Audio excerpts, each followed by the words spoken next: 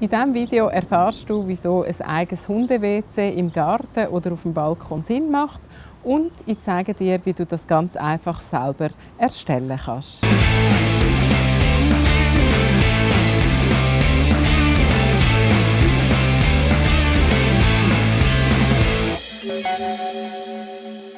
Generell versäubert sich ein Hund rund 6 Mal im Tag. Wie oft es dann effektiv ist, das ist natürlich abhängig vom Alter des Hundes und von seinem Gesundheitszustand. Du solltest also deinem Hund mehrmals im Tag die Möglichkeit geben, sich zu versäubern, lieber einmal mehr als einmal weniger. Und auch gerade beim ersten Spaziergang am Morgen möchte der Hund wahrscheinlich nicht nur einmal schnell beißeln, sondern das kann dann durchaus 3-4 Mal sein. Auch beim Kot absetzen, das Kai beispielsweise, die macht das immer 2 Mal am Morgen. Also das heisst, sie geht einmal so lange bei der ersten Runde mit ihr raus, bis sie einfach 2 Mal ihr grosses Geschäft verrichtet hat. Das ist natürlich auch wieder von Hund zu Hund sehr individuell. Wer in einer Wohnung ohne Balkon oder Garten lebt, der muss sich einfach bewusst sein, dass er ständig mit dem Hund vor die Tür muss. Das heisst, ganz früh am Morgen und vor ins Bett gehen, muss man einfach auch einmal den Weg mit dem Hund raus machen. Gerade wenn man einen Balkon hat, ist es natürlich fraglich, ob man dort auch noch eine Hundetoilette einrichten will. Ich denke, da würde ich so ein Mittelmaß finden und das vielleicht für den Welpen machen. Oder dann halt, wenn der Hund älter ist und vielleicht auch nicht mehr so lange mag verheben und sich nicht mehr so kontrollieren kann beim Versäubern, dann kann das durchaus Sinn machen. Es kommt natürlich ein bisschen darauf an, wie gross der Balkon im Endeffekt ist. Aber es gibt durchaus Möglichkeiten, dort ein vernünftiges Hunde-WC auf die Zeit einzurichten. Gerade auch wenn du einen Welpen hast, kann es natürlich dann schnell zu spät sein, wenn du die zuerst anziehen musst, dann vom 5. Stock runter auf die Straße mit ihm gehen. Vielleicht hat er sich dann halt unterdessen bereits im Stegenhaus versäubert. Für den Balkon gibt es da schon von verschiedenen Herstellern Lösungen, die so Hundetoiletten anbieten.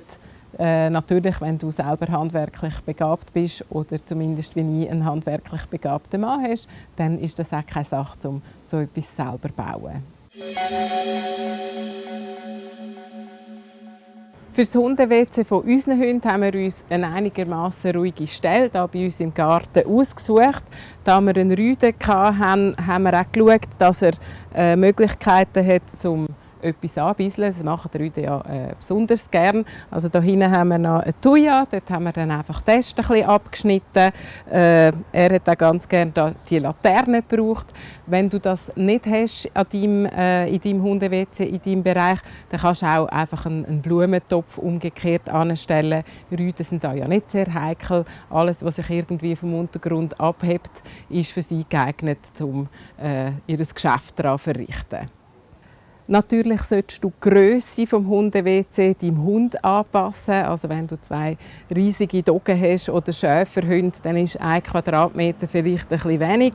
Wir haben 2 Schäferhunde und ich würde schätzen, das sind jetzt plus minus etwa 3 Quadratmeter, die wir hier haben. Und das geht wunderbar für 2 Hunde.